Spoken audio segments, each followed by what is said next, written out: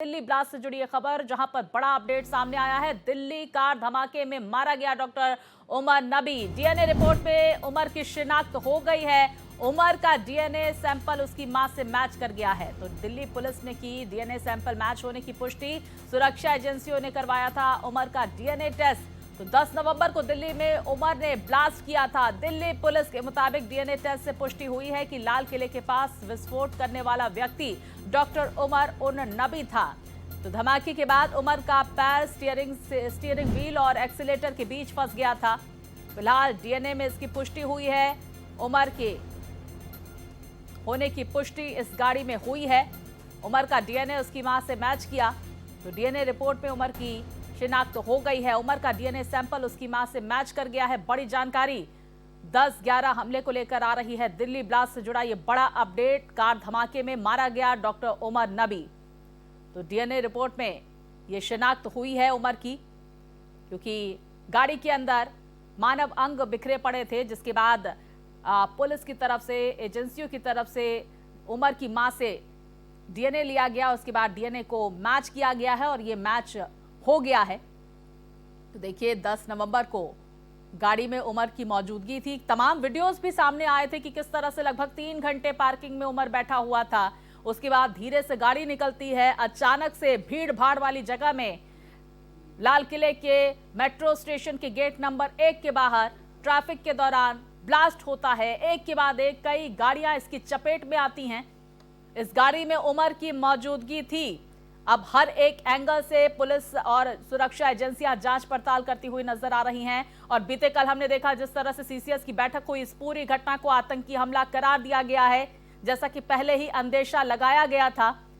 तो भारी मात्रा में विस्फोटक का मिलना, उसके बाद इस तरह से ब्लास्ट होना, बड़ी प्लानिंग, बड़ी साजिश रची जा रही थी, जिसके तार कहीं ना कहीं पाकिस्तान से जुड़े हुए बताए जा रहे हैं। पाकिस्तान से कनेक्शन बताया जा रहा है। और जानकारी यह भी सामने निकल कर आई थी, जिस तरह से ऑपरेशन सिंदूर को अंजाम दिया गया, आतंकी ठिकानों को नस्तनाबूद किया गया, आतंकियों के रिश्तेदारों को मारा गया। उसके बाद जैश सरगना की तरफ से जब जिस तरह से हाफिज सईद जो है उसकी बहन साफिया की तरफ से पूरा षड्यंत्र रचा गया था, महिला विंग की भी इसमें भागीदारी, यही वजह कि डॉक्टर शाहीन की भी गिरफ्तारी हुई थी। अब बड़ी जानकारी आ रही है, जो उमर का डीएनए सैंपल है वो उसकी मां से मैच कर गया है, यानी कि गाड़ी में मौजूदगी उमर की थी। फिदायीन हमला, आत्मघाती हमला इसे इस एंगल से भी देखा जा रहा है। 12 लोगों की इस हमले में जान चली गई है। और देखिए पूरे देश से इंसाफ की मांग की जा रही है।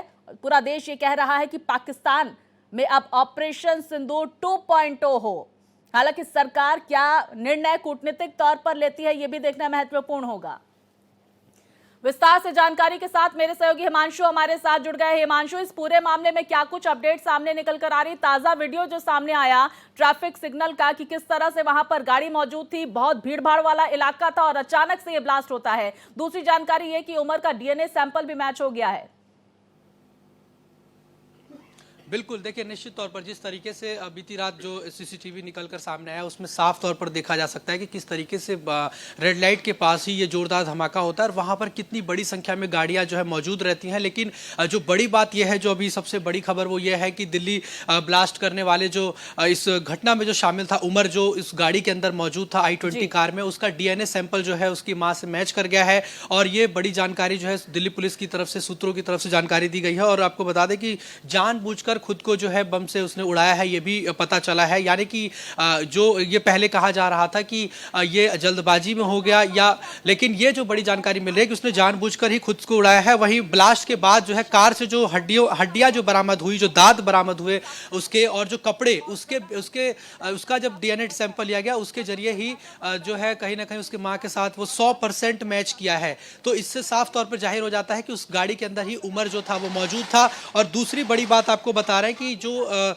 ये बड़ी जानकारी मिल रही है कि उमर जो है तुर्की के अंकारा में बैठे अपने हैंडलर के संपर्क में था, यानी कि जिसका कोड नेम जो है उकासा जो है बताया जा रहा है। यानी कि ये तुर्की के अंकारा में बैठे अपने हैंडलर से सेशन ऐप के जरिए लगातार संपर्क में था। और 2022 में भारत से अंकारा भी गया हुआ था अपने कुछ साथियों के साथ, जो फरीदाबाद के कई इसके जो साथी हैं, मुजम्मिल की बात करें या जो वो लड़की जो पकड़ी गई है साजिया, तो ये सभी लोग जो है वहाँ गए थे, ऐसी बड़ी जानकारी मिल रही है। और इसके अलावा आपको बताया कि वहां पर ही इसका ब्रेन वॉश जो है किया गया था। जैश ए मोहम्मद के जो आका हैं वो उनके संपर्क में आए, उन्होंने इनसे जब संपर्क जोड़ा उसके बाद ही जैश ए मोहम्मद के जो हैंडलर हैं।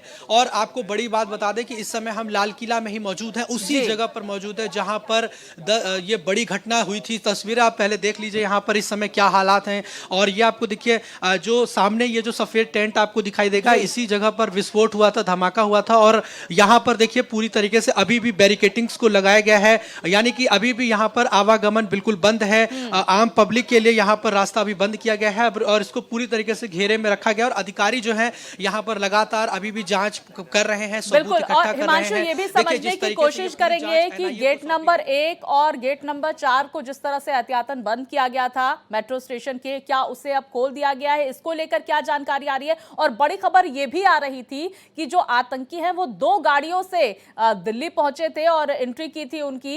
एक दूसरी कार जो इको स्पोर्ट्स बताई जा रही है उसकी भी बरामदगी हरियाणा से हुई है। लाल कलर की इको स्पोर्ट कार है, इसको लेकर क्या कुछ जानकारी आ रही है?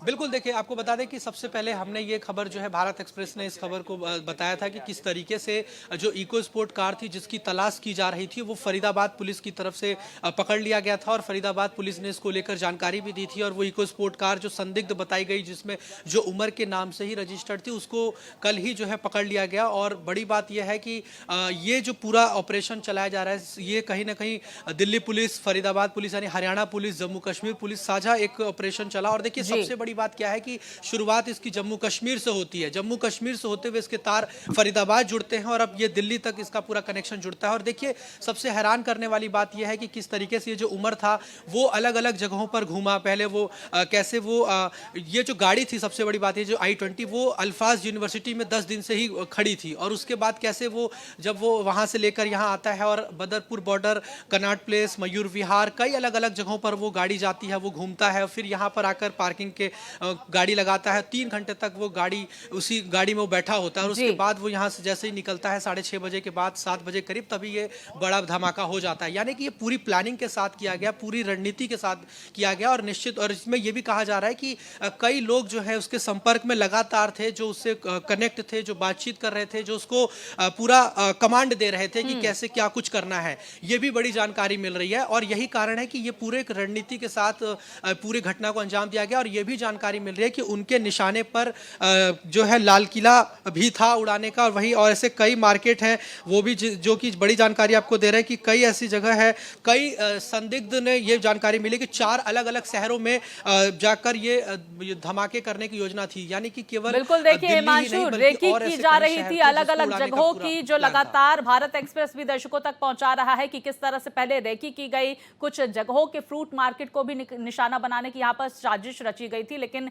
कहीं ना कहीं जिस तरह से भारी मात्रा में विस्फोटक बरामद हुआ उसके बाद हड़बड़ तड़बड़ में ये कह सकते हैं इस पूरी वारदात को अंजाम दिया गया। फिलहाल ये बड़ी जानकारी की उमर का डीएनए सैंपल जो है वो मैच कर गया है। हिमांशु आप बने रहिए, कुछ और जानकारियां भी हम दर्शकों को बता देते हैं। हरियाणा फरीदाबाद से एक और कार जब्त की गई है, जैसा कि हम जिक्र कर रहे थे। खंदावली गांव से पुलिस ने कार को जब्त किया है। दिल्ली नंबर की लाल इको स्पोर्ट को जब्त किया गया है। डॉक्टर उमर से जुड़े होने के शक के चलते यह कार्रवाई की गई। दिल्ली विस्फोट मामले का मुख्य संदिग्ध डॉक्टर उमर, जो कार में मौजूद था, वो वाली कार जिसमें धमाका हुआ था लाल किले के बाहर, मेट्रो स्टेशन के बाहर, उससे अब तार जुड़े हुए इस इको स्पोर्ट के भी दिखाए जा रहे हैं। और इको स्पोर्ट कार की बरामदगी भी हो चुकी है। ये भी बड़ी जानकारी सामने निकल कर आ रही है। अब ये दिल्ली नंबर की गाड़ी है और किस तरह से ये गाड़ी इस पूरी घटना में इस गाड़ी का इस्तेमाल किया गया है, ये भी यहाँ पर समझने की कोशिश होगी। और कहाँ कहाँ ये गाड़ी पहुंची, कौन कौन गाड़ी में मौजूद था, ये तमाम तफ्तीश सुरक्षा एजेंसियां अब करती हुई नजर आएंगी। फिलहाल इस इको स्पोर्ट्स कार को जब्त कर लिया गया है, जो लगातार अहम जानकारियां भारत एक्सप्रेस दर्शकों तक पहुंचा रहा है। तो देखिए डॉक्टर उमर से इसके कनेक्शन बताए जा रहे हैं, जिसने कहीं ना कहीं आत्मघाती कदम उठाते हुए कार में मौजूद था और ये ब्लास्ट हुआ। वहीं एक और बड़ी जानकारी हम दर्शकों को बता देते हैं। दिल्ली विस्फोट मामले से जुड़ी ये बड़ी खबर, धमाके में अब तक 12 लोगों की जान चली गई है। कुल 21 जैविक नमूने FSL भेजे गए हैं। मामले में 18 लोगों की गिरफ्तारी हो चुकी है। गिरफ्तार लोगों में 6 डॉक्टर, 2 मौलवी भी शामिल हैं।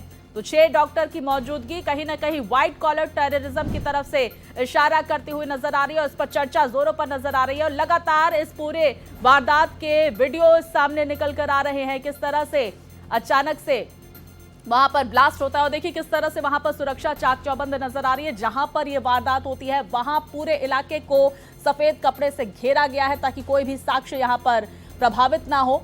तो देखिए लाल किले में मेरे सहयोगी की मौजूदगी है, लाल किले के बाहर जहां पर यह ब्लास्ट हुआ। हिमांशु लगातार मौजूद है, लेकिन मरने वालों का आंकड़ा अब 12 हो गया है। घायलों के इलाज जारी है। कल हमने वो तस्वीरें भी आपको दिखाई किस तरह से भूटान से वापस लौटते ही प्रधानमंत्री नरेंद्र मोदी LNJP अस्पताल पहुंचे, जहां पर उन्होंने घायलों का हाल जाना। ये सीधी तस्वीरें सामने आ रही है किस तरह से वहां पर तमाम टीम साक्ष्य जुटाने की कोशिश कर रही है, क्योंकि देखिए जैसे ये ब्लास्ट हुआ था गाड़ियों को तो नुकसान पहुंचा ही था, लेकिन वहां पर जो दुकानें थी उनको भी नुकसान पहुंचा था। कैसे ये ब्लास्ट किया गया, क्या इस्तेमाल किया गया इस ब्लास्ट में, इसके साक्ष्य लगातार जुटाए जा रहे हैं और आसपास तमाम FSL की टीम जो है वो साक्ष्य कलेक्ट करने में लगी हुई है। जैसा कि हम तस्वीरों में देख पा रहे हैं, सीधे तस्वीरें सामने निकल कर आ रही है, क्योंकि जहां पर ये वारदात हुई उस पूरे इलाके को घेरा गया है, तमाम साक्ष्य जुटाए जा रहे हैं। और देखिए तमाम टीमें दिन रात काम कर रही हैं, क्योंकि बीते कल CCS की बैठक में साफ कर दिया गया कि आतंकवादी हमला था। अब हर एक एंगल से ये जांच की जा रही है। जिस तरह से हमारे सहयोगी हिमांशु ने बताया कि उमर का कहीं ना कहीं तुर्की कनेक्शन भी सामने निकल कर आया, पाकिस्तान से भी इस पूरे घटना का कनेक्शन सामने निकल कर आ रहा है। तो दिल्ली विस्फोट का नया CCTV फुटेज सामने आया। घटना का सबसे नजदीक का CCTV सामने आया है। CCTV में रेड लाइट पर खड़ी ये गाड़ी दिख रही है, कई सारी गाड़ियां वहां पर आसपास मौजूद है। तो CCTV में अचानक कार में विस्फोट होता हुआ भी दिखाई दिया। ये देखिए ये नया CCTV वीडियो उस वारदात का सामने निकल कर आया। कुछ सेकंड में ही कार में अचानक से ब्लास्ट होता है और कई गाड़ियां वहां पर जो ऑटो थी, ई-रिक्शा था, इसकी चपेट में आ जाती है। मेरे सहयोगी हिमांशु लगातार हमारे साथ बने हुए हैं, पल पल की जानकारियां हम तक पहुंचा रहे हैं। हिमांशु, अब तक जो गिरफ्तार लोगों का आंकड़ा है वो क्या बताया जा रहा है, कहां-कहां से गिरफ्तारी बताई जा रही है, कश्मीर में क्या एक्शन लिया जा रहा है सुरक्षा एजेंसियों की तरफ से? बीते कल जो CCS की बैठक में यह ऐलान कर दिया गया कि आतंकवादी हमला था, अब सरकार क्या कदम उठा रही है इसको लेकर?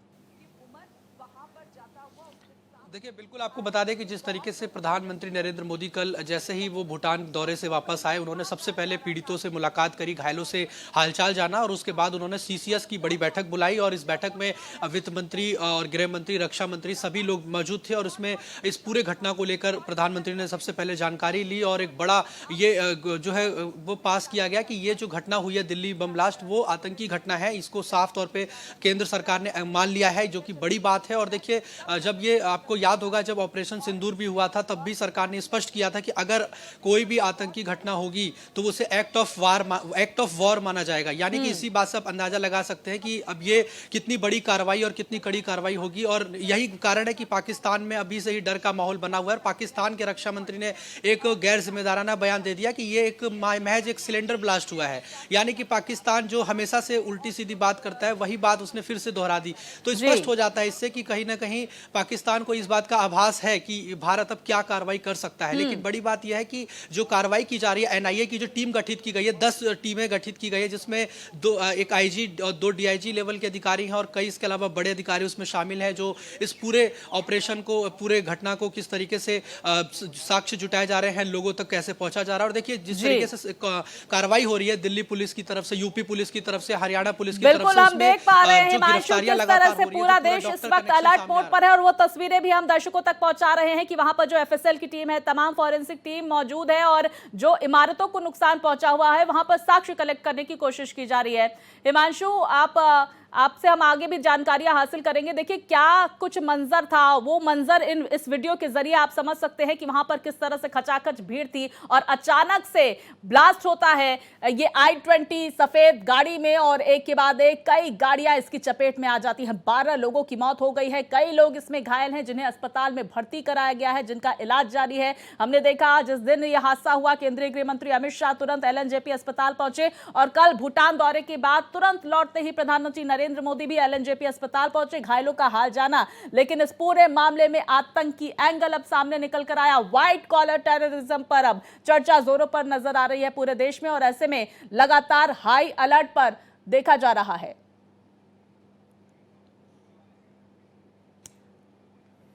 वहीं देखिए इस वक्त की सबसे बड़ी खबर आ रही है सूत्रों के हवाले से, बड़ी जानकारी दर्शकों तक पहुंचा दे। दिल्ली विस्फोट मामले से जुड़ी इस वक्त की सबसे बड़ी खबर, 4 जगहों पर सिलसिलेवार विस्फोट की योजना थी। ये बड़ी जानकारी आ रही है, करीब 8 संदिग्धों ने बनाई थी योजना।